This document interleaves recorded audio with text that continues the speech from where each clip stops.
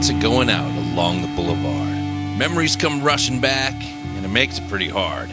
I've got nowhere left to go. No one really cares. I don't know what to do, but I'm never giving up on you. Heaven isn't too far away. Closer to it every day. No matter what your friends say, I know we're going to find a way. This is the Community Solutions Podcast. Jason Bradley, Andrew Richter, deep in the bowels of our underground lair, straight out of the people's autonomous zone, exercising our privilege to bring you the most intriguing podcast on local issues on the planet. Hey, what's up? Boy, after that introduction, I just pack up and go home. I don't need to do anything. Yeah. Okay. Jay, Heaven Isn't Too Far Away. I know that song. Okay. Who sings it, though? That one band. Yes. Yes, it's one of them. I'll think of it. Okay. All right. Telling you, It's right there, huh? Hold on.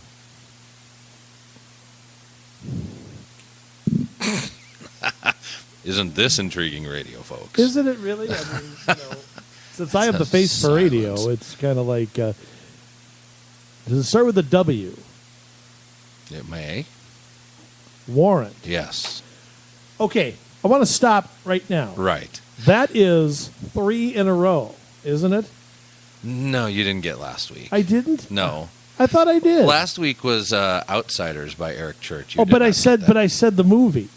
That doesn't count. Because you know what I'm going for. Because I said the word how many times.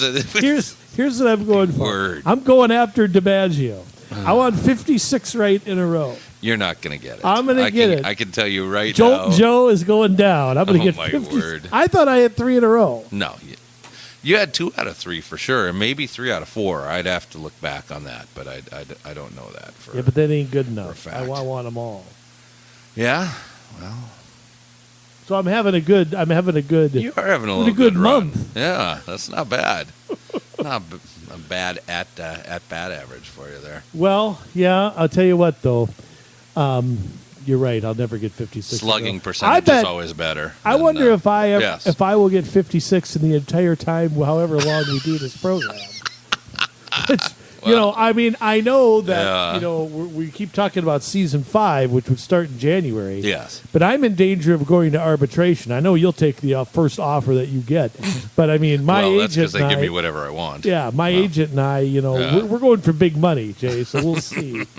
We'll see what arbitration gives me here. They might end up doing a sign and trade, right? For cash considerations. Anyway, I'm kidding. Of course. Jay, I was doing some historical research. Yes. I don't know how I stumbled on this. Okay. But the two-party system in America, yes, really began in the Jackson age. Yes, it did. He was the first Democrat president, and the Whigs. Right. You had the Whigs, and you had Thomas Jefferson, which he started Federalists the whole and the Republican Democrat Party, which I don't know that those parties are parties that came after the Jackson age, and there were other parties too. There was a Liberty Party. Yeah. There were Southerners who broke off once in a while. The Calhoun and some other folks. If we had just listened to Washington, we'd be in a better place right now. On a lot of issues. Okay, can we just say that on a lot of things? Funny, you read his farewell address, and like every single nightmare scenario he laid out has come true. Okay, and I don't know that he meant that at the time, but he's a praying man. He might have possibly might have nailed could see the future. Yeah. But Jay, do you know that presidential elections? Yes. Since that time, so we'll go since the end of Jackson, so 1836. Okay. And then the Republicans came in 1856 with John Fremont and, of course, with Lincoln after that. Right. Do you know? Now, you're a gambling man. I mean, you once went to Vegas and bet a whole quarter. Yeah, that's probably about right. Something like that. What it was? Maybe $2. Which hand had the ball in it? No. Like Chevy Chase did? It was a Kiss slot machine, and it was like having a jukebox. So it was... They pplayed Kiss songs. I mean, so you just put in pennies until somebody gave you a Fresca? Quarters, I think. I think it was a couple of bucks worth. I don't gamble. Yeah. On my 18th birthday, I bought a lottery ticket. I won. I ended up like ahead, and I'm like, I'm good. I haven't turned back since. How about Canterbury? You don't go to Canterbury or anything? No. I'll tell you. You lived a deprived life. Now, let me just say this. I have been to the Greyhound track at Wisconsin Dells. Okay. That's fun. Well, you were there. You didn't say you bet on anything. Well, no. So you were there. I drove through Atlantic City, but I didn't stop. Okay. I watched races.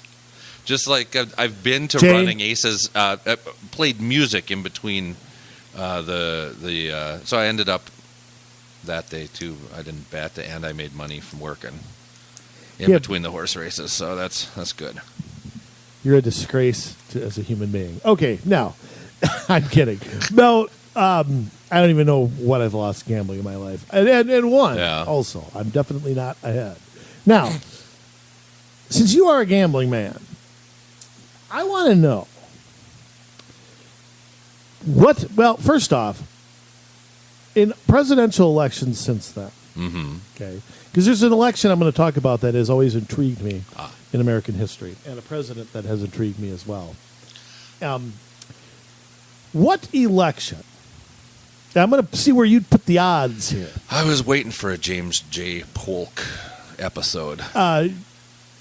It's not Polk, but he's there somewhere. The only Speaker of the House to be president. William of the Henry United States. Harrison. That's where we're headed. Yes. We're not going back that far. Now, be quiet. Now, what president won by the largest percentage of popular vote? No, so for example, somebody won. Bush beat Kerry. What, he was 51 to 47 or whatever it was. Right. So it was a 4-point margin, or right. whatever it was something like that. Do you know the answer to that question? Gosh. Now, I'm going to tell you something. I know the elections that are coming to your head right now. Right, Reagan, which he won across the country, but it was electoral votes. Electoral college, he won by the most votes. Yes. Nixon actually won by the second most in 1972, and it was how'd that work out FDR in 1936. Criminy. But none of them Yes. are the answer. Now, No. if I were to put my money somewhere, those three elections would have come to my mind right away. Absolutely, and me too. So, eliminating those three, Right. where would you put your money? Now, this is like you asking me a music question here, maybe. Although I'd give you better odds than I'd give me. Yeah.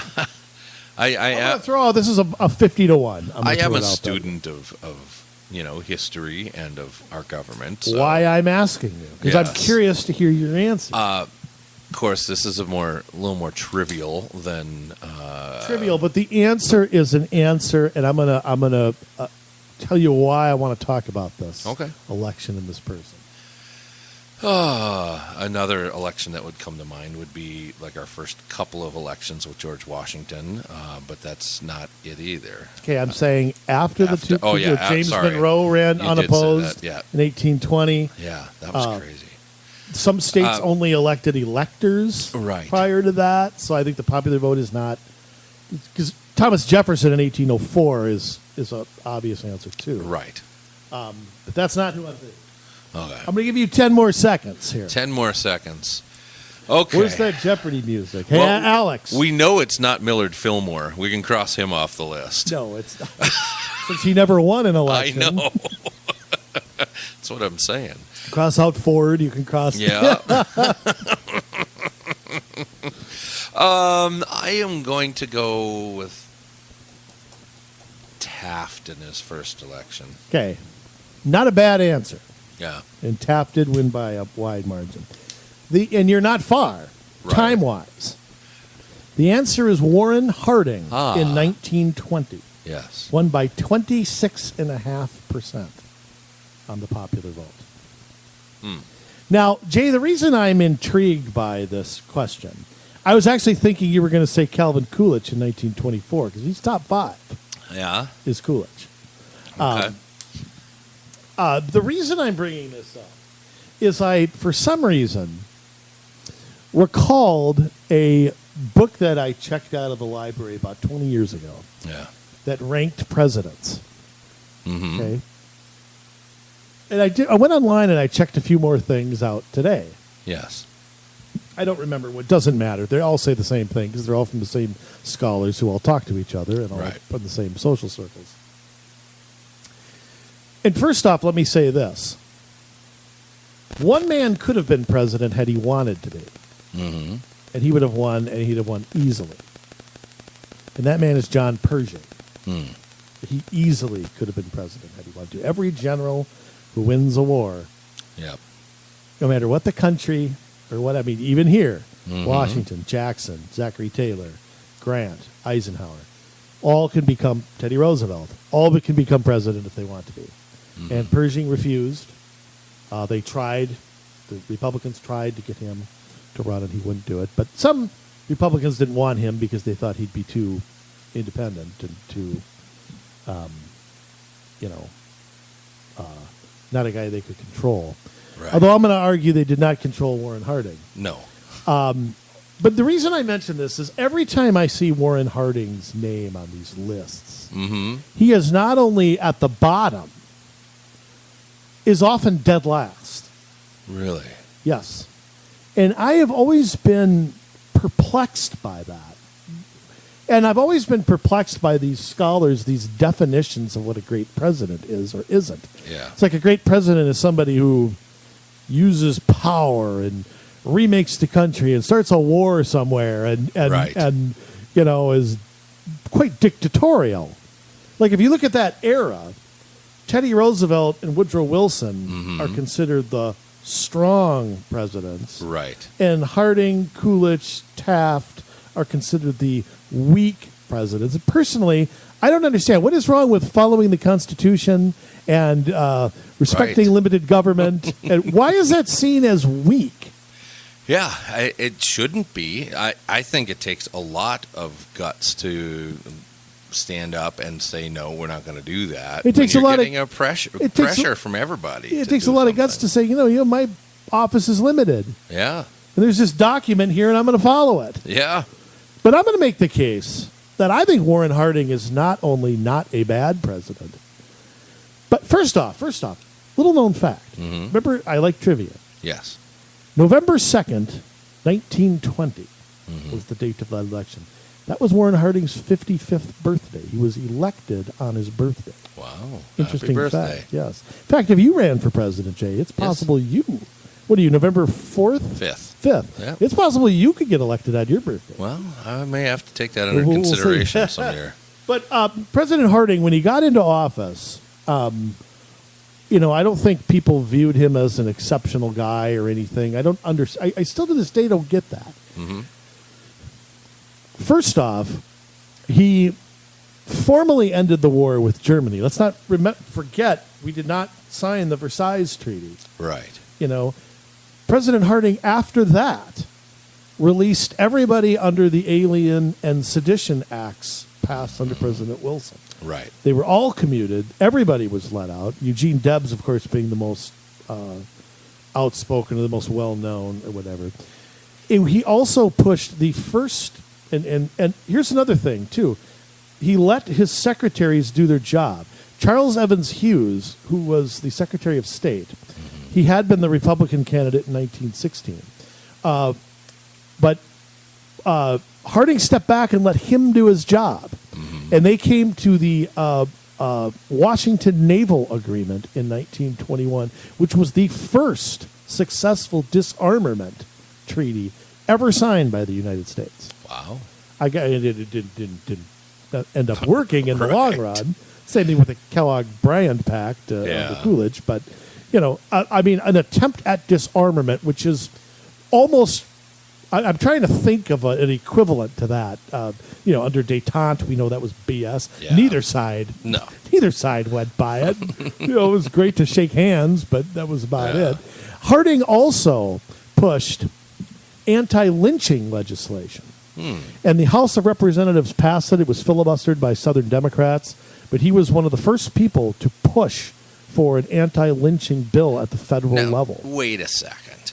You're telling me that the Republicans pushed pushed legislation that helped another race instead of condemned another race. In fact, we all know that Democrats are the ones that help the other races, and Republicans are just as racist as the day is long. I will take it a step further. Yeah. President Harding was the first Republican president after Reconstruction to carry a major southern state. He carried the Civil War generation was pretty much dead by then, but he carried Tennessee that year, broke up the Solid South, and that had for 50 years. No Republican had won a state down there, and I really believe it was the black vote that probably ended up, even though you still had poll taxes and you still had literacy tests, I still believe that it was part of that. In fact, Harding addressed black audiences and mixed audiences, too. He gave one speech in Birmingham, Alabama on October 26th, 1921, in which he said, quote, "Unless our democracy is a lie, you must stand for racial equality." Now, can you imagine in 1921 making that statement? Does that sound like a weak president to you? No.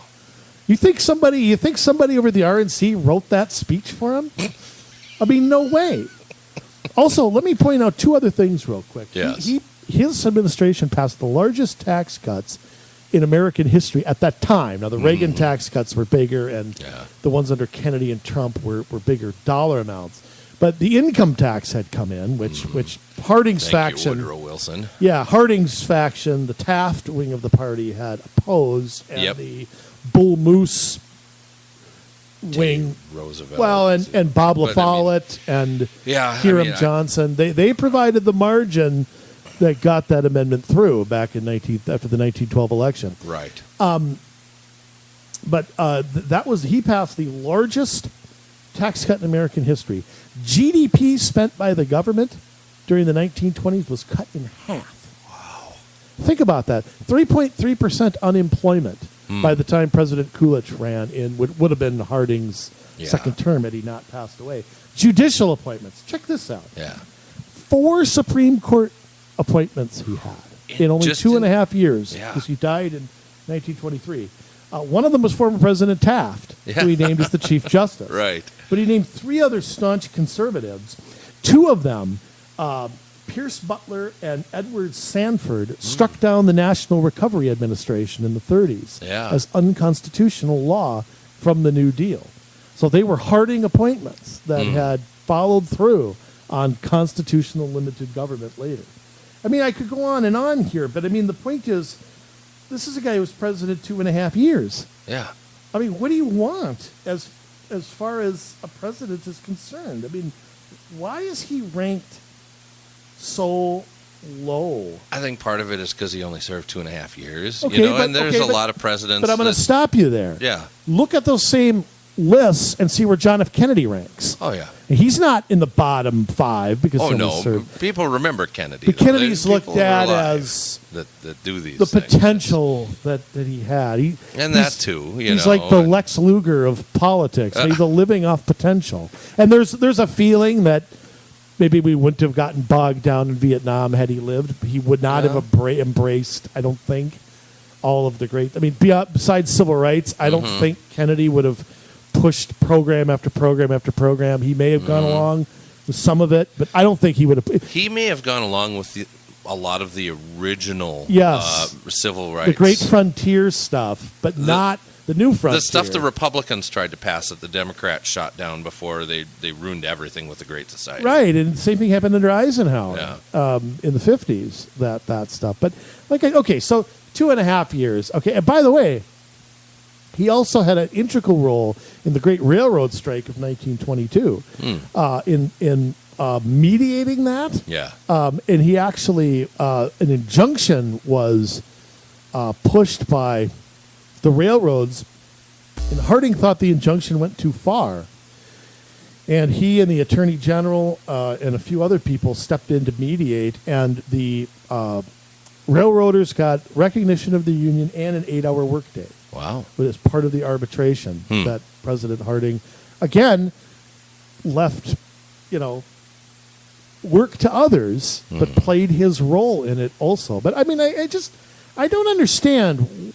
I mean, I think he's low for two reasons. One, the scandals that broke out after he died, Teapot Dome and things like that, that Harding really didn't have a role in, but he appointed the people who did. And ultimately, Albert Fall and Harry Doherty and the Ohio Gang, which there was an Ohio Gang, by the way, under McKinley. There was an Ohio Gang under Rutherford Hayes. There was, I mean, I don't know why it's pointed out to him. And I think the other reason is his extramarital affairs. And I think at that time, it was judged differently than it would be now. And I think he's kind of seen as a compromise candidate, kind of a sleazy guy, guy who didn't deserve to be there and wasn't, I mean, I just think he's very looked down upon. But why is it nobody can say, okay, I don't like him as a person, but because those same people will tell you that about Bill Clinton. Right. It's that whole era, you got Taft, Harding, and Coolidge. Three, in my opinion, and if you've listened to the show for any amount of time, we've talked about before. That is probably one of the greatest eras of presidents. Absolutely, since the founding of the country. But not the presidents that everybody thinks. Not Woodrow Wilson, not FDR, not Teddy Roosevelt. Yeah, huge progressives. Teddy would be the best of those three, but it's his fault that Taft. My problem with Teddy Roosevelt is what he did after being president, not so much as president. He was still a huge progressive. But if you look at actual legislation that was passed, his progressive record, as we would call it, I mean, other than the Meatpacking Act of 1906, there's he's called the Trust Buster. He broke up one trust, Northern Securities. But I mean, I think Roosevelt, although he was kind of a bully, he actually was pretty judicious in using that authority in that case. I mean, it took 2 years to get J.P. Morgan's fingers out of the Northern Securities Trust. However, and I would argue there's other presidents who fit that mold. Grover Cleveland comes to my mind as another good president who was, not seen as how we judge presidents. I know. And not we meaning you and me, but what we're told, when are we ever going to get a reboot on that? Well, I mean, as long as we have the people writing history that are writing history. Yeah, and who are they? Who gave them the authority to write history for all of us? I know. But look at it. I mean, and this kind of goes into where we're headed. I mean, the progressives have rewritten everything. Whether it's history, whether it's the way that we do education, and even into the way that we do local government. The very foundation of how we do city, county, and school district government comes out of a progressive mindset and really a mold that they created to put administration in charge of the executive branch of these levels of government, and thereby it makes them unaccountable. Permanent bureaucracy. Yes, and they're able to bring in all of these crazy things without really having anything, no accountability. Like I said, But just in case you ever get the question, the person who has won by the widest percentage in American history, Warren Harding. Well, and it should be coming out of Woodrow Wilson. I think everybody was ready to run to the Republicans at that point. Yeah, and let's not forget President Wilson was a jerk, incapacitated, a racist. Not for his day, but by today's standards, certainly. But you didn't have the 25th Amendment at that time. America basically didn't. Basically, A. Mitchell Palmer in the Red Scare was the president. Yes. He ran around, did whatever he wanted to, and Congress wasn't in session when he started it. So he pretty much ran the country. That wasn't good. No. For the Wilson administration. So, I mean, but I don't know why I'm fascinated with that era. I've always been fascinated by the 1920s, and it was a super successful time for our country, and I think we began to see a resurgence of that under Trump. I mean, with as bad as a rap as he gets from some people, and even some on the conservative side, which I still don't understand. They get angry about his tweets, but they don't look at what he's actually done. Well, the thing I get is they have harsher words for him than they ever have for anybody on the other side. Right. That's the part that I don't understand. I mean, I the Jeff Flakes of the world. I can't understand it. And I think you've seen that. I think there's a million examples of that we can go through. That's just the most timely. But anyway, look them up. Mm-hmm. Warren Harding also voted for the women's rights amendment as well. Yeah. I mean, what? A Republican supports women and civil rights? What? Mm-hmm. I mean, he did that when he was a senator. So, by the way, one more little quirk about the 1920 election? Yeah. Both vice presidential candidates became president. Yeah.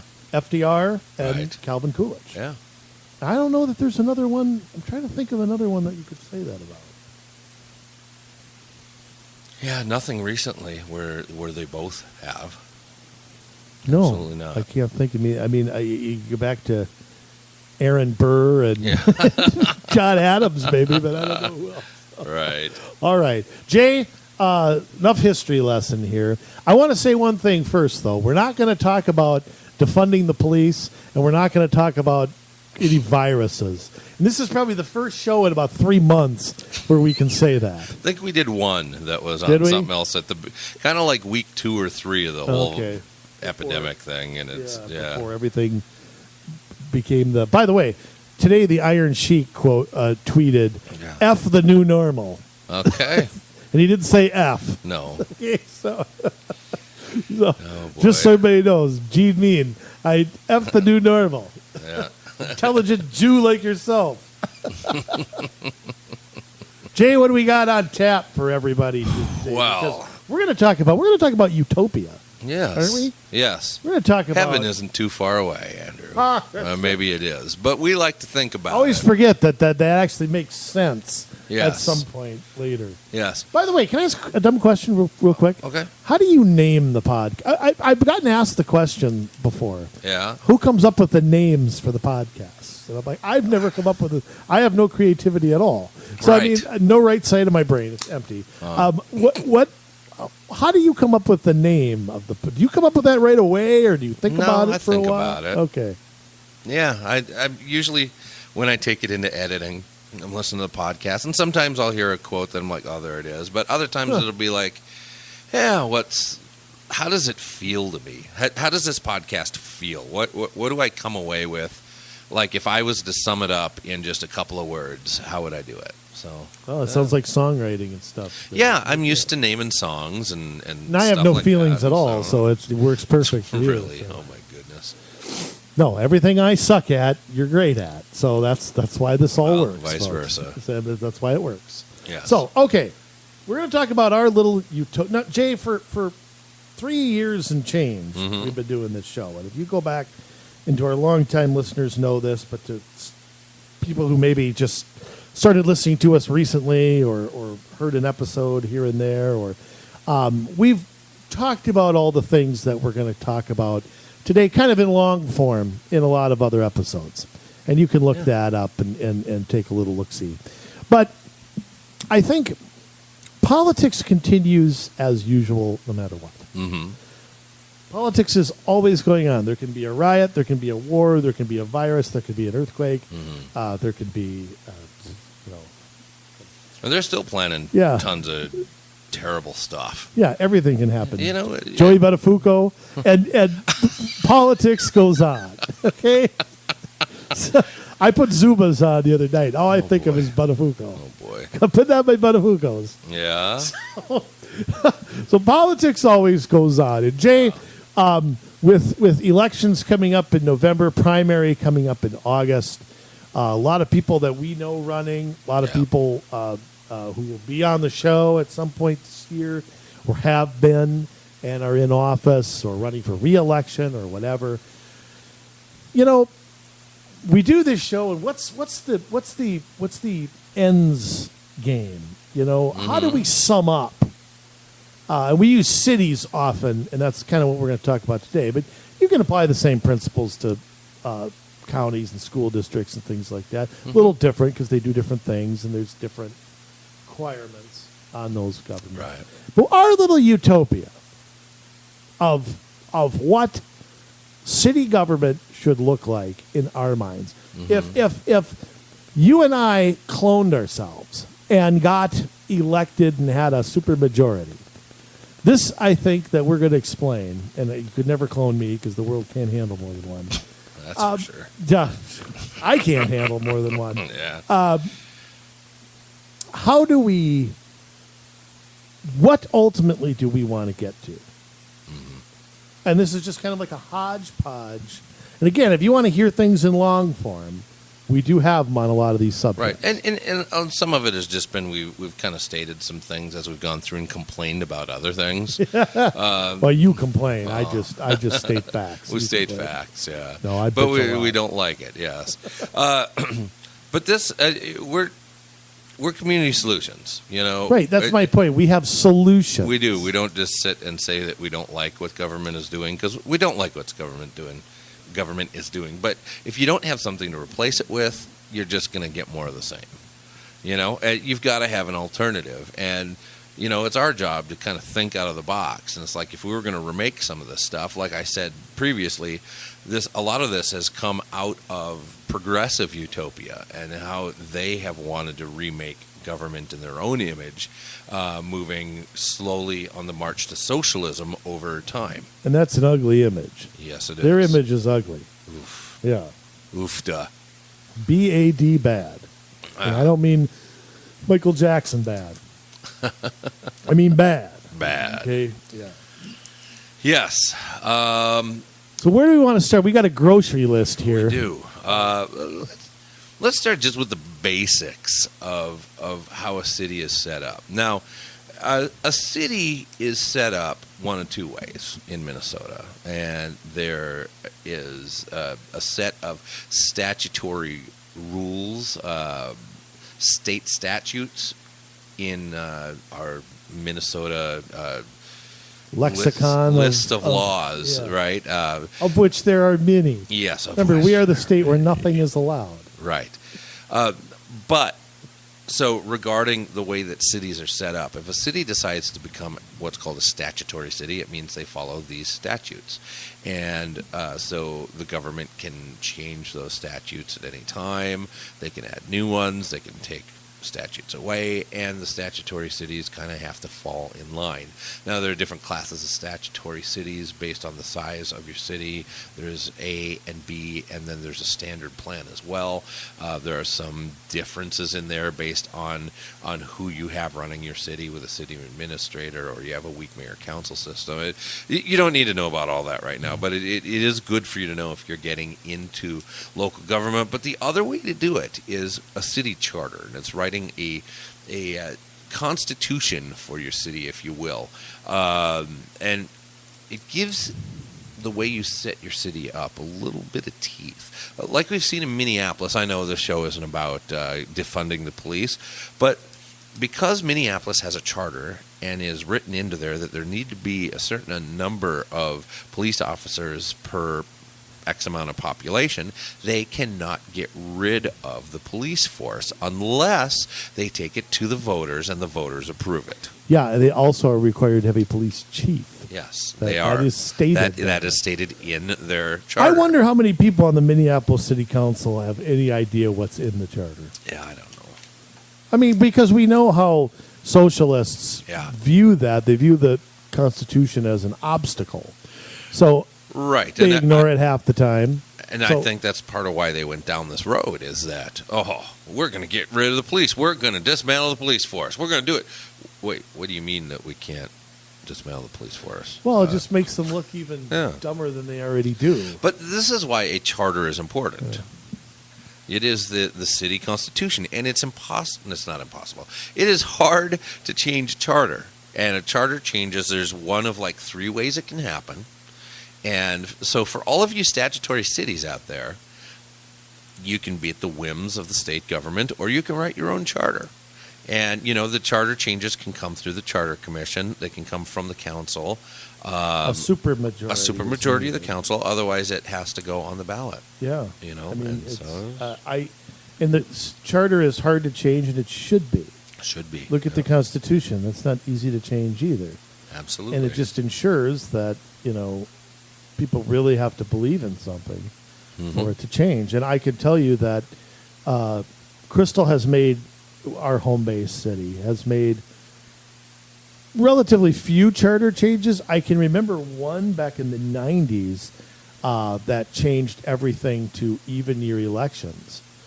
They had flip-flopped elections. That some of them were 3-year terms, and it was really goofy like back a township. then. Yeah, it was really weird. Wow.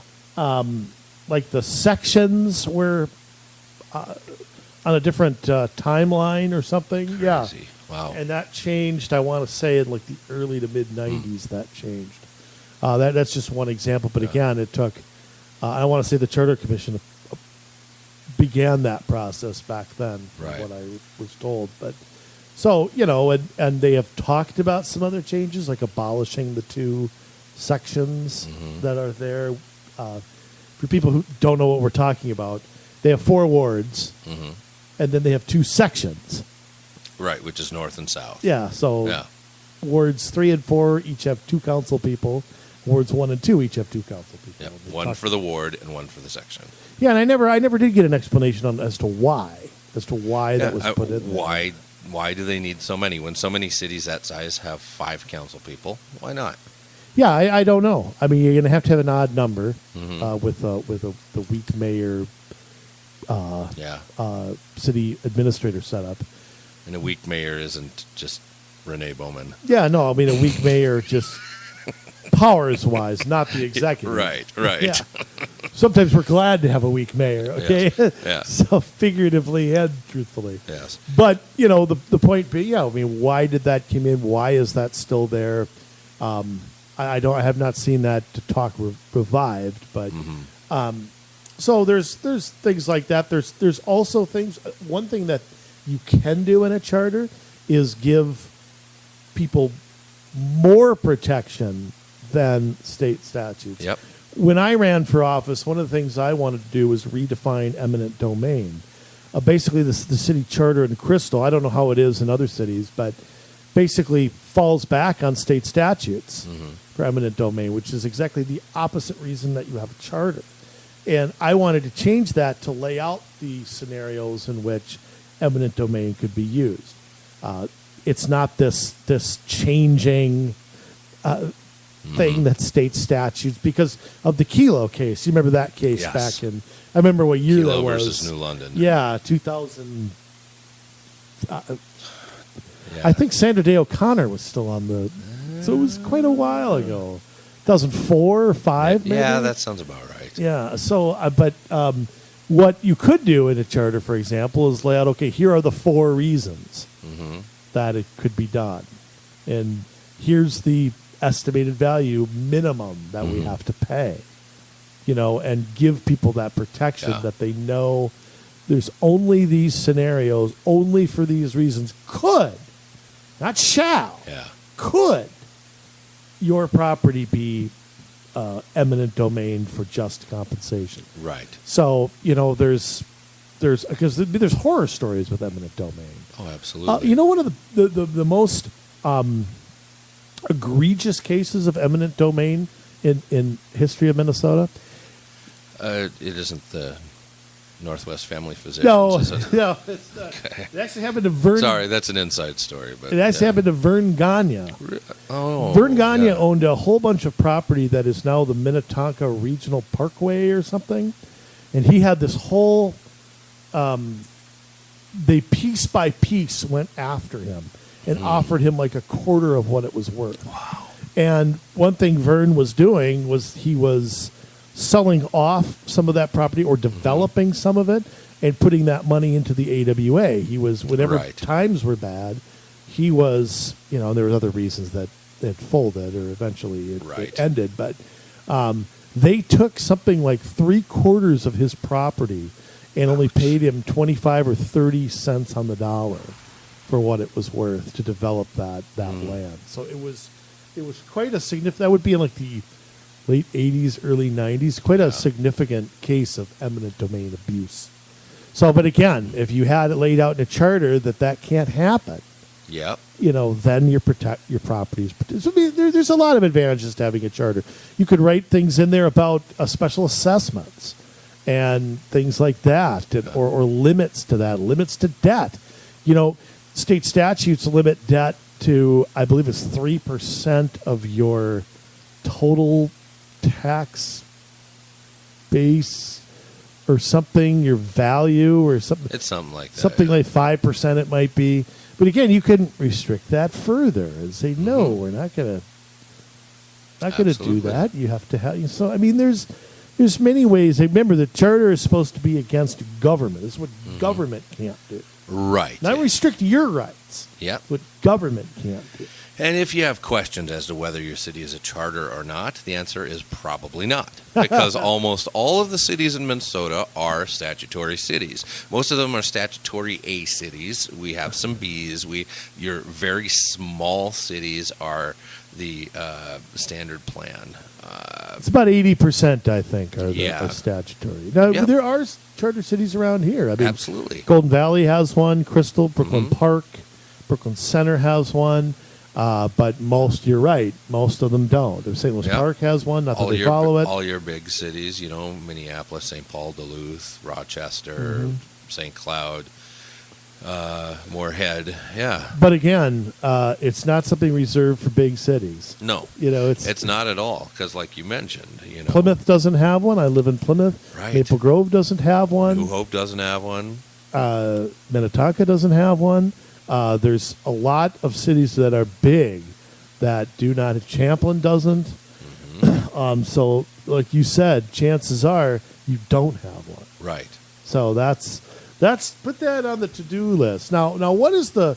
Do you know the procedure, Jay, into becoming a charter city? Do you have to declare it and write it? And, well, there have is John Hancock sign the. We'll petition Walls to have a King Walls. Well, there is a process, and you have to go through the state statutes.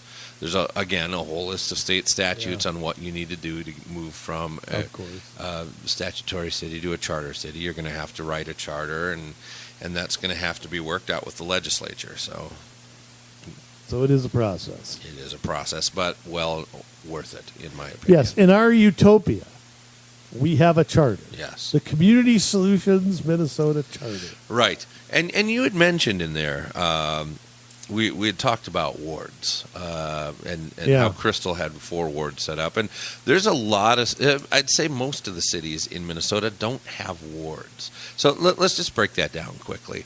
Most of you have at-large elections, which means everybody just runs and they pick the top 2, top 3 vote getters, and everybody on the council really is the same, but you could theoretically have 3 people from the same part of town get elected to the council with no representation in other parts. I would say that happens way more than you think it does. Right, and so school districts in particular, there's a cabal in one area that kind of runs things. So wards, they gather together 2 or 3 precincts, and then you elect people from those wards so the government is closer to you rather than further away. Yeah, I mean, it's the same principle of electing congressmen, of electing state legislators. You don't do at-large of those. They don't run statewide. Right. And it's to make sure that every part of the city is represented, that there is a person there. I know we use Crystal as an example, but, I mean, one of the issues I remember very vividly was the Crystal Airport, as well as things like light rail, which really would hit the northern part of the city, may not really affect the southern part of the city. Well, if everybody from the council was from the southern part of the city, there's nobody who lives over there to talk to about it that shares your concerns. You look at property. There's every city. Any city has a commercial area, downtown, a school. Maybe you might have a hospital. You might have, And the people who live around those, I think, have different, and I really learned this campaigning citywide, really have different concerns than people who live in a more residential part. Right. Somebody who lives right next to a park, they have a different feeling about that park than somebody who lives, a mile away. They live in the same city, but they have different, speeding might be a problem in the southern part, might not be a problem in the northern part. Absolutely. And if you don't have that perspective on a city council, I think it weakens the council greatly. You'd think that, and I, like you said, it's always better to have an election closer to you than it is further away. Absolutely. And to me, living in Plymouth, Plymouth has wards. Yes. Okay, there's statutory city, but Maple Grove is right north of us, a city of like 60,000 people, and it's at large. Huge. Yeah. Who do I talk to about? If I lived in Maple Grove, I lived in the corner over on the west side, let's say, and all the people who are on there are all from, it might be 5 miles from my house. Right. And not everything is a one-size-fits-all policy. Yeah, that's a lot true, of government does that. If you have a city of 300 people, maybe wards don't work as well. And that's something that you have to weigh. Although, it may, and you just need to look at your city. All counties are set up with districts where each commissioner has a district. Same with soil and water conservation, and even when they appoint like their watershed management positions, those often fall under districts as well. Not always. School boards almost never fall into districts. Yes. and I don't so you understand can that. have school board members all from one corner of the district, Well, favoring one school over another. 281, we went through that when 5 of the 7 members were from Golden Valley or Plymouth, and the most kids came from Crystal and New Hope. Right. It's not that way anymore, but it was for quite a while. And again, I'm not ripping on the people who are from Golden Valley or Plymouth. I mean, they should have representation, but so should course. everybody else. Yeah, exactly. I mean, 281, for example, 7 different cities contribute to 281. Why can't all 7 have a representative? Well, Anoka Hennepin district has districts. That's one of the few that do. Yeah, they do. They are the largest in the state of Minnesota, by the way. Yes. So, yes, absolutely. Why does it work there and it can't work? It should. And, if you have a good-sized city, it's something you should take a look at. Yeah, I mean, and even if you don't, it's something that, first off, you can cut down on campaign costs. That's true. It costs so much to run a campaign. Maybe you get more candidates running, which there's always a good thing, in my opinion, to have more debate and more choice for voters. So, those are absolutely things that every city should either have. Look, all the Twin Cities and the suburbs should all have wards. Yes. Whether Garrison or McGrath or cities like that have those is a different story. But again, to me, if you're more spread out land mass too, that may be another reason to have something like that. So, absolutely. But it's the people who are closed-minded to that you want to avoid. Right. Another thing, and I just want to touch on this one quickly because this is going to take a show in and of itself, is for us to explain the whole weak mayor, strong mayor concept. And a lot of your bigger cities do have strong mayors, which means they're part of an executive branch versus being the head of the legislative branch. You're talking about really big cities. Yeah, it's St. Paul, it's Minneapolis, it's Duluth. But, there are some smaller ones. I believe that I better not speak out of turn, but I why not? You do that every show. Right. Well, really. But and I understand it. With smaller cities, it is hard to find somebody to quit their job and be the mayor for 1, 2, 3 terms and then go back into public life when you are in a small town and maybe you're a farmer, maybe you're, Well, again, I think those cities of the local cities could come up with a compromise for that. I think so. You see, I think that if you still had administration, but you had a mayor that was over the administration, that worked closely with the administration. They would go off the rails a lot less than they do. Yeah, and they wouldn't have to be at City Hall every waking minute either. No. And you wouldn't have to go to council meetings. You'd have all this other time because the council would handle the council meetings. Council's the legislative branch. Yeah. I know, and that's an idea you and I need to flush out. Override those vetoes and, things like that. You'd have the State of the State address in front of where everybody stands up and claps. And Mr. Speaker, the mayor of... No. Another thing just to hit quickly. We've talked about odd versus even year elections. Oh, good. And there aren't as many cities. There's a lot more school districts in Minnesota that do the odd year. Counties do even year. I think I think there's 53 cities that do odd year elections. Quite a few of them are charter cities. Yeah. St. Louis Park, Duluth, Minneapolis, St. Paul, Hopkins. There's a lot. Golden Valley. There's a lot of them that do, and a lot of them that do even. Yeah. Crystal, Brooklyn Park, Brooklyn Center. There's a lot more Champlain, that do even. Not Champlain, but there's it is that way also, and that's something that a charter. New Brighton did odd year. They're trying to move to even year, but again, that's something that you can fix. Yeah. With a charter. Yeah, you have fewer people that come out in an odd year election.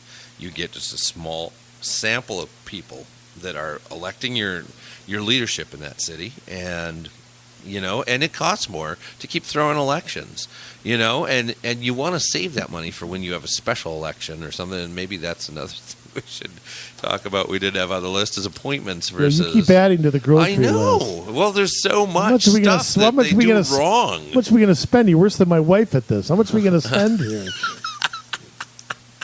I'll just give you the money and go, all right? Oh, boy. Honey, I hope you're not listening. If you are, he only says glowing things in private. No question. Yes. So, but yeah, I mean... Odd year elections really they don't engage enough people, and they cost too much for,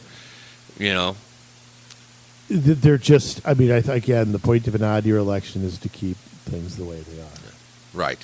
But on the other hand, now looking at appointments versus special elections, those special elections, even if enough people don't vote in them and they cost money, it is better to have a special election where very few people vote and it costs extra money than having a city council, county board, a school district appoint its own people, because then you're only going to get the people in there they agree with.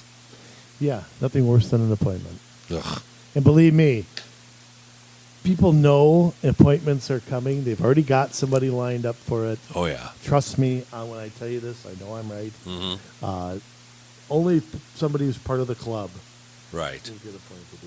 It's horrible. Absolutely. Hey, can we talk money for a little bit? Sure. You owe me $10. No, I'm just kidding. You owe me 20, so probably do. Saving money versus taking out debt, doing bonding has been a big rallying cry for us. Going all the way back to when we were working here in Crystal to change the city council here. It goes all the way back to the election where it was your cash I'm borrowing, and that was the phrase that pushed us over the top. But I want a T-shirt made. Yes. Yeah. A lot of cities bond. A lot of cities take out debt, whether it's tax increment financing,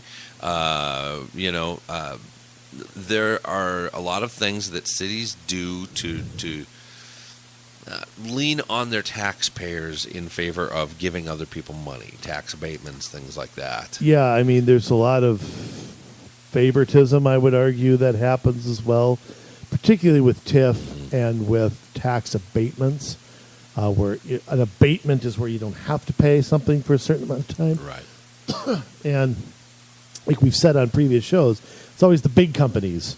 It's always the big companies that get a bailout. It's always the big companies that get a TIF reward. I always say, look at who's contributing to who. If you want to, it's always follow the money. Right. Ross Perot was right about one thing. It's always follow the money. Follow the money. It's always follow the money.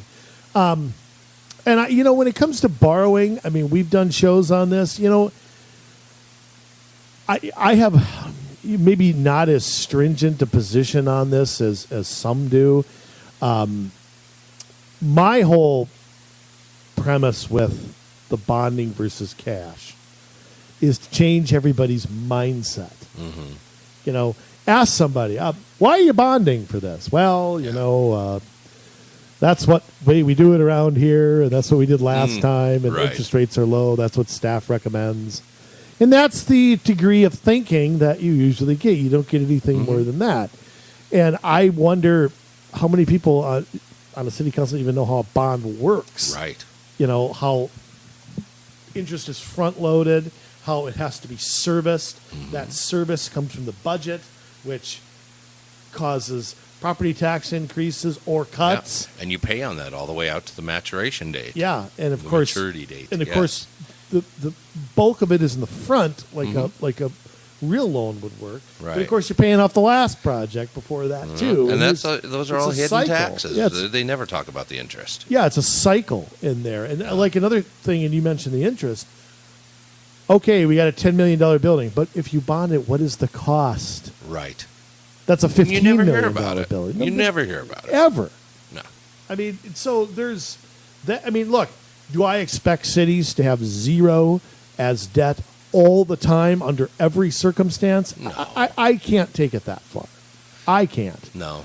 But changing that mindset and long-term planning, are, I think, real opportunities for people getting onto councils. You can tell, what building is going to need some work 5 or 10 years from now. You don't have to wait until 2031 to start on it. You say, okay. They have expiration dates for chairs, and you're telling me for a building they don't know when they might need another one? Hey, that pack of pencils, what's the expiration date on that? When did we buy those? Yeah. Where's the receipt? Yeah, they wheel out copy machines that are just fine to bring in new ones. End of life cycle is what they call it. Yeah. Yes, I mean, because they have to take depreciation on all this stuff as well. They do. So they know. But here's the thing, and or they can find out. Yeah. It's not that hard to call the finance department and say, okay, when does our bonding expire? When does our end of life stuff expire? Yeah. Like I've told the story on the show before, when when our friends took the majority in Crystal. Crystal was replacing police cars after 60,000 miles. Right. And their reason for that supposedly was resale value. Yes. But it was cycling. The depreciation it's hard to explain, but it wasn't enough to cover what they could have, and they extended it to 80. Yeah. Then they extended it to 100 because you actually took more depreciation the longer you kept it. It actually was a double whammy. You bought less cars and you got to write off more. But if they wouldn't have taken that didn't come from city staff or anybody else. It was, why the hell are we replacing cars after 60,000 miles? I didn't even know that. Yeah. So that's just one example of how simple changes can be made to avoid that. And the real problem is when you look at the debt loads of these cities and how many millions of dollars they're carrying in debt. And you look at something like, everything was going fine and nobody was really looking forward. But I hope that more people are looking forward now after we go through this little mini recession or whatever, anything can cause it, whether it's a virus, whether it's something else. Our economy is going to take hits. It's going to go through corrections. And if you are reliant upon bonding and you have people that are not buying bonds, and I'll tell you, a lot of this rebound that we're seeing in the stock market is manufactured because you have the Federal Reserve buying a lot of the debt right now. And in fact, they're buying almost all of it. And they are buying all of the federal debt, and they're getting into state and even local level debt. And when they're actually going to start buying stocks in individual companies. They just came out and said that in the last couple of days. This is scary stuff because this is what caused the Weimar Republic. This is what caused Zimbabwe. This is what caused Venezuela, Greece. And we're headed down the same road with this modern monetary policy where we are just printing money. And what do we want to do? How much does it cost? Doesn't matter. Let's just print it. And so we're printing it and printing it and printing it and printing it. So there's no more backed by the full faith and credit of the U.S. government. Instead, it is backed by the dollars that we print until they crash. Yeah. Get out of debt. Well, unfortunately, I think you're going to see a long recession. And I mean, I have kind of changed my mind on that. But yeah, again, you see bumps in the road even in good times. Yeah. But ultimately, I think because some of our biggest states have been locked down the longest because of the debt, because we haven't even started with evictions and foreclosures, and people are still on unemployment from March. That's going to run out at some point. At some point, things are going to start happening. And even though the jobs are starting to come back, I mean, 2.5 million jobs in May was like an all-time record. But it was just people going back to their jobs that were, and you might see that in June, you might see it in July, you might see it, you may. Yeah. But it's going to be coupled with, well, I haven't paid my rent in 3 months. Right. I haven't made a car payment in 3 months. Mm-hmm. You know, when we have protections right now that people can't get repossessed or get evicted. But once that's lifted, that's why I say the housing market is the next one to crash. Right. And it's going to crash hard. Interest rates are going to have to go up because you printed so much money that the easy borrowing can't happen anymore. And we really have to watch hyperinflation at that point. Yeah, but the only way you can do that is to raise interest rates because that's what's going to swallow up the inflation. The Fed has really made it difficult for us to come out of this, and it's got to be done with a scalpel. It can't be done with a pickaxe. Well, interest rates could go up slowly over a length of time, but quite frankly, it should have already started because you can foresee this 6 months from now. They missed it in 2008. Where interest rates were staying low. That whole year, interest rates stayed low. Right. And the housing was just dropping left and right, but it was still too easy to get credit. Yeah. And I just think that, and look, other segments of the economy might do great over the next year or two. So, I mean, it doesn't mean everything's going to go to hell in a handbasket, but what it means is your monetary policy and your fiscal policy, we control one and we don't control the other. That's an issue. That's a problem. And we can cut our federal debt. We can cut taxes, blah, blah, blah. The Fed keeps doing what it's doing. We're canceling it out. Yeah. So it's like, you know, I don't know. I just think I'm really worried. And then when the housing starts going down, what are we going to do then? Are we going to pass laws that you can't be foreclosed on? I mean, what are you going to? I mean, it's just a vicious cycle. But I think that's the thing that we're going to have trouble with the most, because you're either going to see 10% inflation or you're going to see a drop in housing and in renting too, because you're going to see evictions like crazy. Right. I mean, you just and unfortunately, it's going to have to, at some point, it has to play itself out. Well, and this is what I think, that personally and as government, there's just too much spending. A lot of that's in debt. Not all of it's in debt. Obviously, when you're in government, you decide what you want to spend, and you start just taxing people for it. Some of that is done with debt, over a longer term, your bigger stuff a lot of times. But there's a lot of things that, either by law or otherwise, it's in a general budget. And every year they get together, these cities, these school districts, these counties, and they go through and say, okay, well, this is what we spent last year. This, Now, have at it. Yep, that's the baseline. That's the baseline budget, and people in these departments are like, "Oh, we can't lose any money, so we got to start with what we spent last year, and then we got to add to it, carry the 1, and then the 4. Okay, and that's where we start to see these incredible rates of growth in property taxes, or why every year at least it's 3%, 5%. 7%, because we start with a baseline of how much we're going to spend ahead of time and then only add to it from there. Yeah, we find out what we're going to spend, and then we figure out what we're going to get. The equivalent of that would be telling my boss at work, hey, I'm going to spend $3,000 next month, so we're going to start at 3. Of course, you're going to pay me more than that, and giving him or her a bill. Mm-hmm. Okay, now it's like, no, this is what I'm paying you. Right. You go figure out how to live on it. It's not my job to do that. And but part of that, and I hate to shift blame here, but part of that is on the state. The state lays out the process for doing the property tax portion of that. We've talked about the preliminary budget but it's all in the tax. They have to figure out the tax. Right. Not what they want. It's backwards. Where if we move to a zero-based budgeting model, that would change. But they would still have to do the same way for the property tax law. Right. The budget process would be very different. Yes. Yeah. And we have promoted both zero-based budgeting and going to a 2-year budget for cities, much like they do at the state capitol. Yes, following the biennium that the state lays out.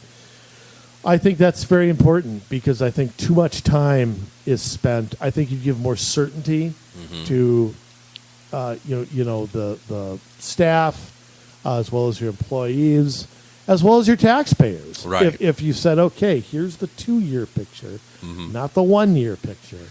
And I think it would do a lot of good to do that. You still have to follow the process every year of laying out that preliminary budget and the other one, but you wouldn't spend half your year debating it. It is insane how much time is spent talking about erasers and staplers and toilet paper and whatever else the city has, squeegees. I don't know, but it's ridiculous to go through this process every year. A 2-year budget would be much better, and you could spend your other time talking about doing the reforms that we advocate here and having those discussions and those debates, not just amongst each other, but with your constituents. So if every 2 years they started at 0 and figure out what they actually need to spend versus trying to hold on to a certain amount. Right, but what they have to do, too, is they have to prioritize the departments. Right. Okay, we're going to start with police and fire. Then when we figure that out, then we're going to go to roads. When we figure that out, then we're going to go to parks. Yeah. If there's anything left over, we'll have either a cut or amenities or whatever a city wants to decide. It's their decision. But by starting where everybody was, it makes walking this backwards, if you want to, damn near impossible. I mean, you're going to get fought every tooth and nail. Every little thing's going to be called a cut. And you have to fight that just like it's fought in St. Paul all the time. Yeah. Well, we were supposed to get a 3% increase. We only got a 2.7. That'll be marketed as a cut. Yeah.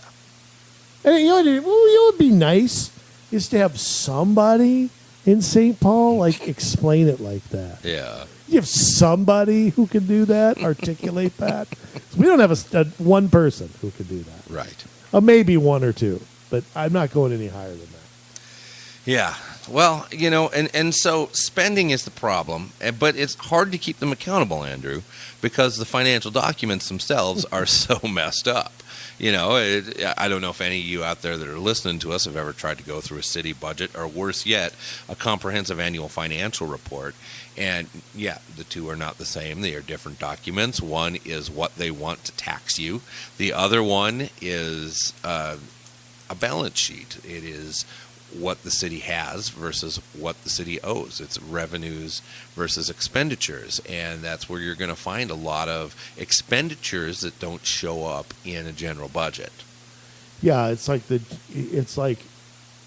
you have a net worth and you have an operating budget. But here's what, and again, I'm gonna hold the state maybe 10, 15, 20% responsible for this, because the auditor's office does require that comprehensive annual financial report to be done every June 30th. So they have to do that. They should, but they have to. But, here's an idea. Can you have just a budget that shows, Jay, I will use you as an example. If at your house you pay, I don't know what your city portion is, we'll say it's $500. Mm-hmm. Can you see, break down where that $500 actually goes? Oh, no.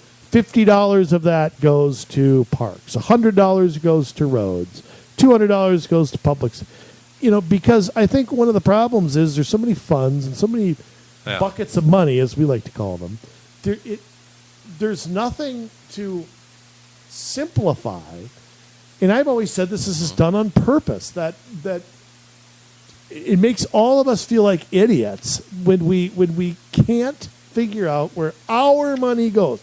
Our money. The burden is on them to make it understandable, and that shouldn't take being fluent in Swahili. Well, it shouldn't. In a lot of cities, it goes to staff costs and servicing debt. Yes, those are a couple of huge chunks. But again, that shouldn't be that hard to figure out. It shouldn't be hard. I don't have a problem paying for public safety. No, I don't have a problem paying for roads, but I do have a problem when I don't know, exactly where that money's going. Right. And this fund is that fund, and this is specially assessed, and this is bonded, and this is, and I understand that there are a lot of areas of, I hate calling it revenue. Mm-hmm. I know. But if I'm paying a permit for something, where's that money going? What's that $100 for? Mm-hmm. Why? Why am I paying $100 to reseal my driveway? What does the city need $100 for? And where does that go? Yeah. Why do they have it? Like we say, franchise fees. Well, we need to pay them to use the right of way. Well, we're using the right of way whether anybody's paying or not. But how many cities take that money and throw it in the general fund? They're not. You don't have to use it. Again, that's another thing that a charter could do. Mm-hmm. If a city chose to have franchise fees, but they had to go a certain place. Yeah. Even though I hate franchise fees, at least if there was some transparency to it, it would be. I'd still oppose them, but it would be better than being sold BS and then having it go somewhere else. Right. So but there's a lot they can do with financial documents. If you could have a whole bunch of different ones. If somebody wants to sit there and waste their life reading 200 pages of something, let them. Yeah. But there should be another 5 pages how about having a video online for 5 or 10 minutes explaining, what is this or that? Anything would be better than what cities are doing. Not having them up at all might even be better than what some cities are doing. Well, I don't know about that. Instead of getting robbed, you'd be getting robbed blind. Yeah, so but I wouldn't cry when I read it. So. Oh goodness! But that brings us to another point. A lot of this is done by staff. City staff is an interesting animal, to say the least, because you have in some cities way too much staff. In some cities, maybe you have the right amount. City staff is interesting. Some of it has to be done in the city. Some of it can be farmed out to outside departments. You have staff that in some cities decide they're going to run the city because they do have a weak council that will allow them to do that, where we advocate for at least the council, if not having a separate the mayor separate from the council over the executive branch to manage what the city does. Because really, you have an executive branch that has nobody at the helm that can be held accountable when it comes to exercising these laws. And a lot of these things come through special interest groups. They come through professional organizations like the American Planning Association. They come from groups of other cities, counties, and what have you, like League of Minnesota Cities, that are stumping for these things as well. Well, and also when you talk about right staff amounts, you might have the right amount of people not doing the right things. Yeah. Maybe you want more, you got X amount of police officers, but not enough police officers out on patrol. Yeah. And you need to change that. Maybe you got too many chiefs and not enough Indians. Right. Maybe there's too much administration, but there's another department that needs something. I mean, the right amount of staff is something that's always going to change and always going to. But again, how often does it ever change? It almost never changes, even when a city changes or something like that.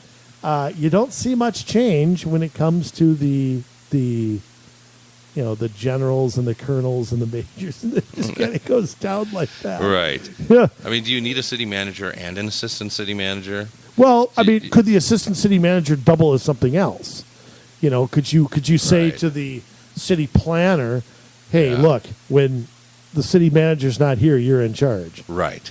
Could you tell the HR person, hey, you're in charge when the, community development guys. I don't know. There's, the police chief doesn't work 24/7. They've got a lieutenant and a sergeant and a detective, or however, depending on the size of the city. There's again, there needs to be open-mindedness when it comes to that, and unfortunately, the change and all that really has to come from the council. You really can't expect a bureaucracy to change itself. No, and really, a bureaucracy's job is to grow. That is what they do naturally when it's unchecked. Yeah, they protect what they have and they grow. And you look at... It's kind of like a weed in the front yard. It just infects the... But you look at the costs, and every year their salary goes up because they're union. Some are, yeah. Yeah, some are. And they're... Well, that's true. It depends what their job is, not your normal public works employees. And but that's actually more prevalent too in school districts, because you've got about half a dozen in some of these big districts. Retirement packages, para, all of those things. Same thing, sick pay. Yeah, I know. It's like what you pay in salary and what you pay when everything else is added to it is two very different numbers. And keep in mind, things like para, that's my tax dollars too. Just because it's coming from the state, don't make it free. Right. And there's got to be some respect for that, which is another mindset that has to be changed. Oh, you didn't pay for it. We got a grant from the county. Oh, well, who's paying look at my property tax statement there, buddy. Who's paying the county? But that mindset is another thing that has to change. The idea that nothing is free. Not a single thing is free. Absolutely If you found a piece of hamburger on the side of the road, somebody made it, somebody sold it, somebody bought it. Just because it flew out somebody's window doesn't make it free. Right. It doesn't mean you should eat it either. Whoops. Yeah, never mind what you had for dinner, Jay. All right, what else do we got here? Well, still on staff. Oh, are you still on? All right. Another way to reduce costs, sometimes is through shared services. Oh, yeah. Yeah. Shared services can be a double-edged sword, too. Can be.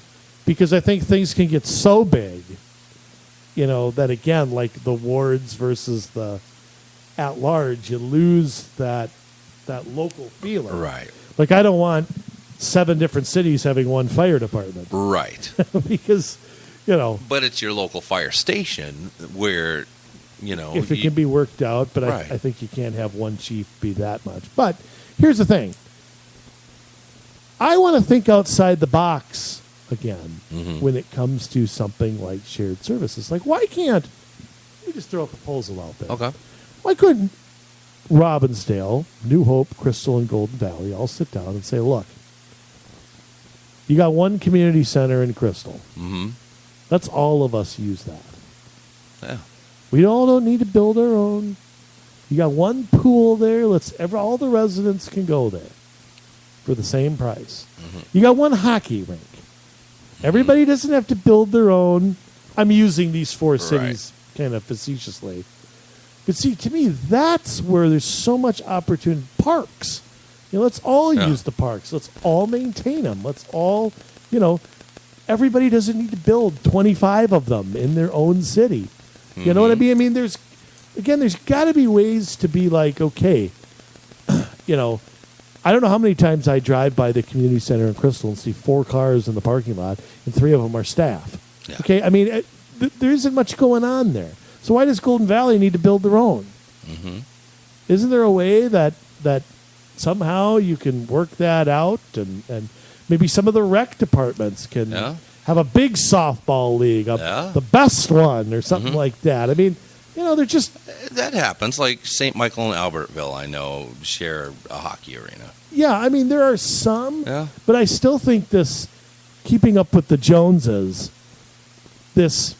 why are we going to build an amphitheater? Mm-hmm. Well, because this city has one and that city has one.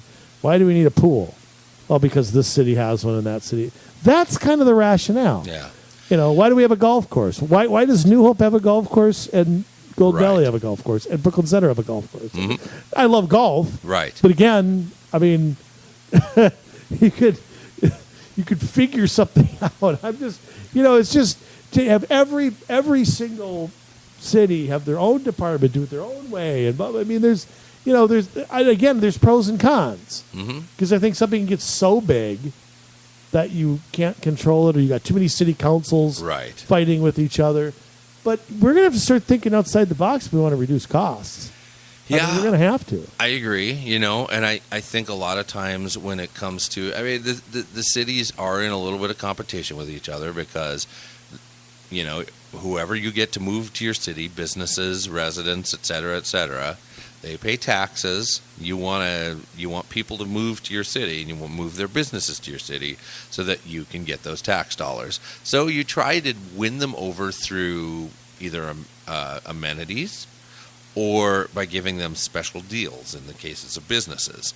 Now, instead of making it through your policies and through the amount of freedom that you have, instead they just they have it backwards. They adopt all the same policies and principles so that they're all the same belly button, whatever, and then they try at the same time to have all the amenities. Yeah. Yeah, they have to have all their cake and eat it. Yeah. All right, Jay. What else do we got on the list? Because we're expanding the time here. Yeah. Well, there was something about commissions on here. You had a few commission ideas. Well, you told me off air. I think that commissions need to be a little bit more. They need to follow the council's directives. They need to be independent. Okay, you have to have a planning commission. Mm-hmm. Charter cities have to have a charter commission. Yes. I think you need a park board because I think... Absolutely. I just think that's a big thing and needs to be organized. Anything beyond that, my suggestion is to have the one good idea New Hope's ever had, and that's to have a citizens advisory board, that you take up any other issue that does not fall under those, and you have an advisory council, whether that's organized garbage hauling, whether that is some of the other issues we faced, police and things like that, the original reason we had a Human Rights Commission, whether that's an environmental thing, all goes to this kind of do-everything commission. Yeah. And because what we have are, in some cities, are commissions that constantly have turnover, they have no real direction, and I think that's when they go off and become activists, and that's where I really have a problem. Yeah. So I think commissions are something that need to be cleaned up in a lot of counties. I think you need to look at how many people are on them. Mm-hmm. You don't have to have 9 people on this commission just because the city next to you does. Right. One city, the park board might be bigger because you have more parks. Yep. It might be less. There's, again, the outside the box thinking is something that, if you have commissions with a lot of vacancies all the time, those commissions need to come under close scrutiny. You can't have a commission because you always have. Right. And there are commissions that get started just because somebody has a pet project. It usually comes from the progressive side. Right. Like Big Lake has a bicycle commission. I'm sorry, that should be a private club. Yeah. And then they can come and petition the government when they have an issue that they need solved. Or petition a citizens advisory board and say, okay, we have our commission that deals with issues other than planning, other than parks, and you take your grievances there. It starts the process. Yes. They make a recommendation to the council, or maybe they don't.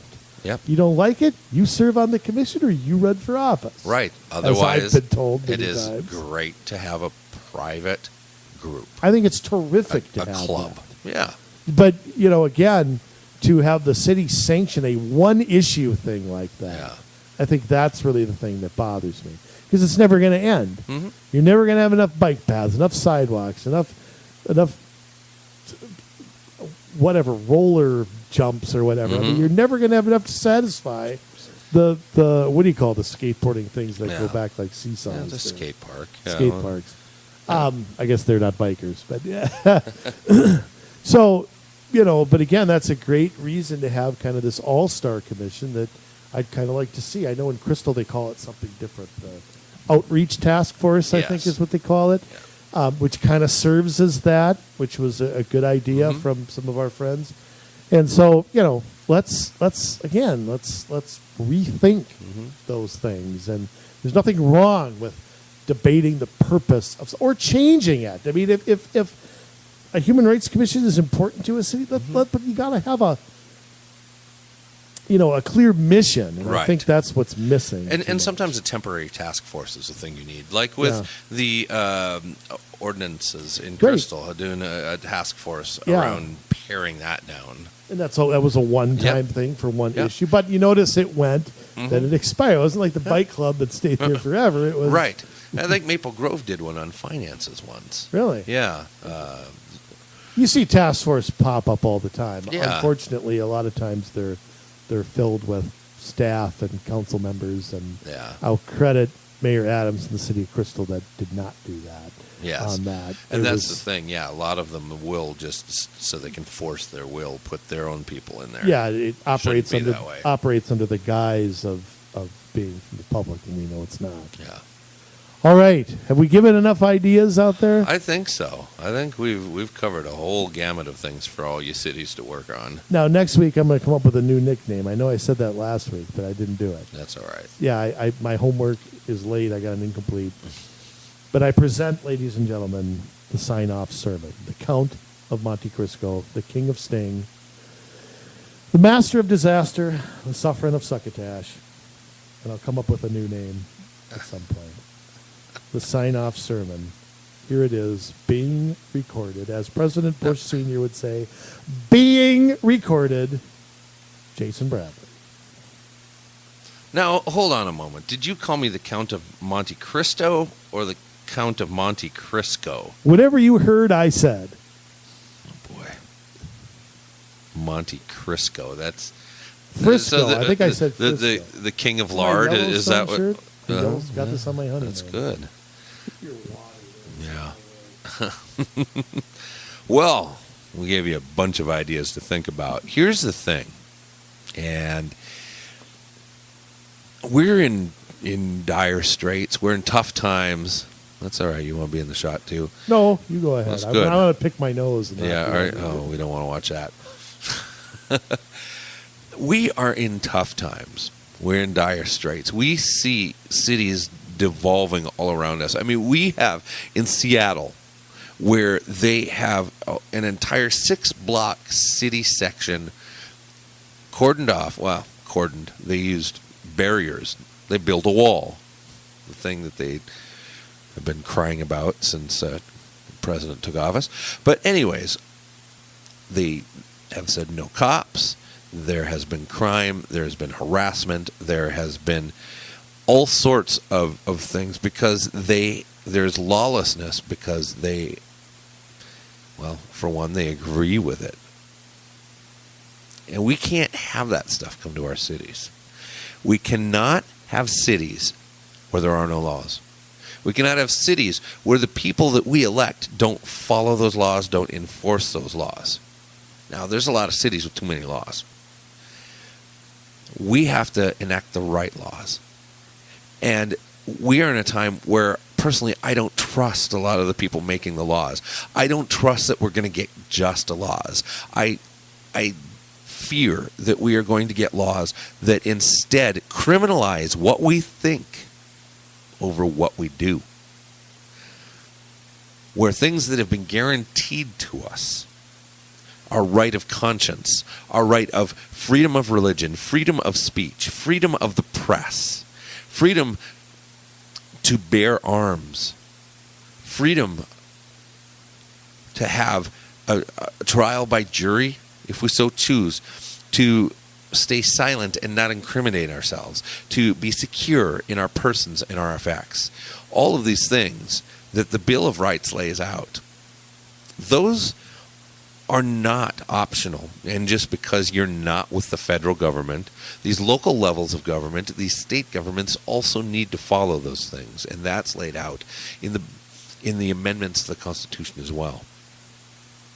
But we have them breaking through all of the tradition and the meaning behind these timeless truths. And instead, they're trying to create a new utopia. Not like our utopia, which makes a whole lot of sense. I mean, sure, I might have scribbled notes on a napkin before the show. That's right, we did a lot of research. Now, we've been talking about this stuff for so many years that we know it. And we believe it here. And we are undeterred in moving in this direction in Minnesota. But there is another group of people that are also undeterred. And they want socialism. They want lawlessness because it's going to bring about socialism. They want to be able to make sure that you and me and this guy over here are painted as the enemy.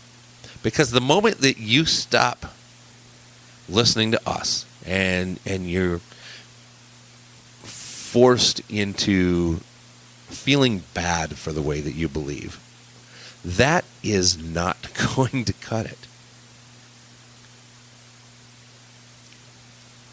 They are not going to allow you to believe differently because they will take you down and take you out. That is what we have to look forward to if we don't stand up. The time for sacrifice is here and now. And I know I've said this before. But we are in rare times. We cannot do business as usual anymore. We are in a time unlike any other. We have people that are either on one side or on the other right now, and I don't think there's a lot of middle of the road. I don't think you come down on the, I don't care. They want to make us seem like we're racists. They want to make us seem like we don't care about the poor. They want to make us seem like we are heartless monsters that are just out to get ours and get out. Nothing could be further from the truth. We want to see all men and women succeed. We want you to be able to find the thing that makes you tick and go pursue it with everything that you have in the hopes that you will be successful. Not guarantee success, but give you the tools and the ability necessary to have a shot. Because right now, they're trying to take that shot away. They're trying to say, if you don't check these certain boxes, that you don't deserve a shot. Your voice needs to be silenced. You need to be cut out. You see Twitter doing it. You see Facebook doing it. You see Google doing it. Our voices are being silenced. We're being forced into echo chambers where we only get to talk to those that think just like us. And then they put the pressure on us and try to silence us. And that's got to stop. That's got to stop now. And we got to come together. Because let me tell you, It is only when we decide that we have had enough, only when we return to where we came from and believe in the things that we have always held dear, that we are going to see progress. True progress, not progressive progress, which marches us toward one overarching government that can squash the individual when it steps out of line. I'm talking about progress toward true freedom, for us to be who we were meant to be. But we need you to do it. If you love this podcast, we would love for you to give it a good rating. We would love for you to share it. We would love for you to pass it on. Why? Because it helps the message get out. And we can't just sit and complain on Facebook anymore. Can't just sit and complain and retweet stuff on Twitter anymore. The time has come for us to get active and to take up, I hesitate to use the word arms because I don't mean it in a firearms kind of way, but I mean it in a war of words and in a war of ideas. We need to take up arms, and we need to use those ideas, and we need to use those words in a way where we can convince people that we have the best ideas, because I believe we do. And I'm not going to rest until I see those changes happen across this state and across this nation, and we see people that are in local city councils, in school boards, in county boards, rise up into state government, rise up into federal government, and start changing things. Because right now, if we drain the swamp, we're just going to fill it with more swamp, because we're not starting with people that have a track record.